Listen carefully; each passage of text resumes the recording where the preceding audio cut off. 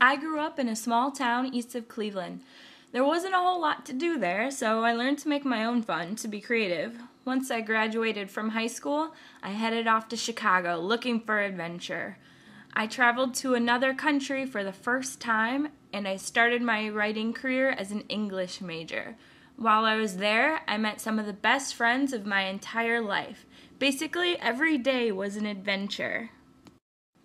Literally the day after my graduation ceremony, I flew off to Ketchikan, Alaska, where I worked as a tour guide on a crabbing boat for the next 5 months.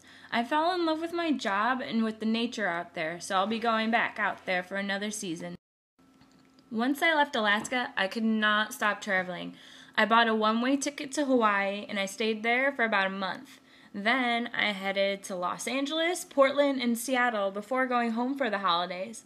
But I couldn't sit at home for long, so I ran off to Seattle, where you can stand downtown looking out over the water with mountain ranges on either side of you. I wasn't used to traveling in the United States. I always thought that our country was kind of boring, that adventure could only be found in far-off places.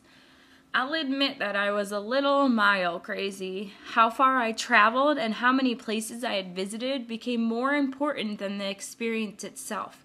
Because I had wandered through Belgium, Germany, and the Czech Republic, I had rode around through the jungle in Costa Rica, and I shared tea in clay huts in India. I was addicted to these places where you stepped off the plane and the air itself was unrecognizable. There's nothing wrong with that, except everything would seem boring in comparison. How could you beat getting lost in the Himalayan mountains? Okay, so now Katie and I are separated from the rest of the pack. They're up there. And our other pack is back there. I don't know if you can see the rain clouds descending upon the mountains. But I just heard There's thunder. some water buffalo. Yes, we heard water buffalo. No, There's a mystery thunder. man. We heard water buffalo. We heard thunder. We've been going for about 4 miles now. But finally, after traveling throughout the United States for a while, I learned that every place is worth seeing, that Denver can be just as exciting as Kashmir. The old saying is true, that the journey is more important than the destination. I decided to create a blog where I could share my experience with others. And as I travel, I try to encourage people to see the world, to treat every day as an adventure. Travel changes us because we're in constant motion.